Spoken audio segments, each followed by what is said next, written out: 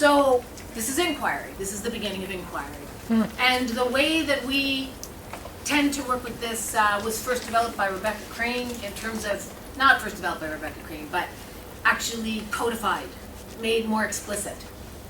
And so what we do in mindfulness-based programs, really defined, reified in MBCT, is we work with 3 layers. So layer 1 being about recognition, noticing what is here. So what did you notice? Because without noticing or awareness, you can't do anything, you can't change anything. And then layer 2 is early on in the program, speaks to how, thank you so much, speaks to how this way of attending is different. So we're comparing and contrasting experience and or tracking. So tracking means we're then like, oh, okay.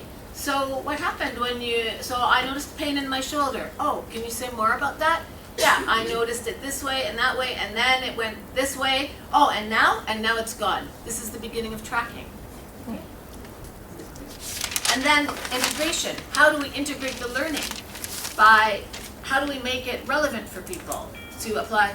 Sorry, I'm getting texts because I want to use my phone, and I'm just going to turn it off now so that I don't, stops making noise, but I want to use it in a practice. But anyway, so layer 3, this integration layer, we need to ask people how this might be useful. How might a practice that we just did be relevant?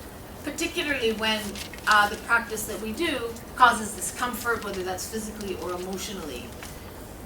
We want people to be able to make the link to their lives, or they won't utilize what we're trying to teach them.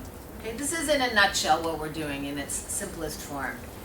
So, layer 1, really what we're doing, I think, in mindfulness-based programs is teaching people to develop the facility to describe experience. Now, this is why I said what you said was so interesting about the analysis. It's good because we move very fast from direct experience to our interpretations, our conclusions, our ideas, our judgments about experience, and that becomes the experience itself.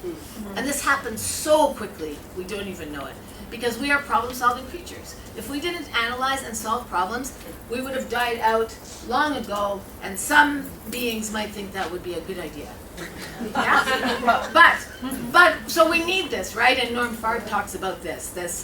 It's necessary that we have this big, prefrontal cortex, and that we can plan, and that we have executive functioning. But it is also equally important that we are able to have awareness of our moment-to-moment experience. And this is what the training is doing for us in part, is making us aware of the body, thoughts, and emotions as phenomena. Okay? They are things that we then learn to describe.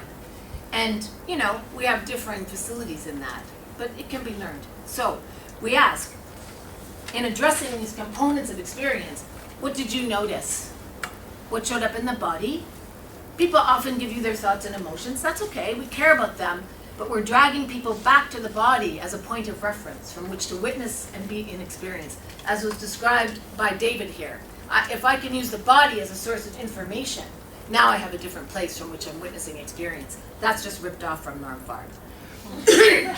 So, we also engage in simple reflections, right? So, so you noticed ... Or someone will say, oh, I was really jittery standing in that posture because I drank so much coffee. I don't know if that's true. So we might say, oh, so you had an idea. Because now you see how fast they've jumped from, oh, I was so jittery, to the explanation and the analysis, right? So what we're doing in the beginning of these programs is we're developing a vocabulary of experience, which we often don't have. So I love group-based programs because the group teaches itself, and we learn this language from each other. It's really beautiful,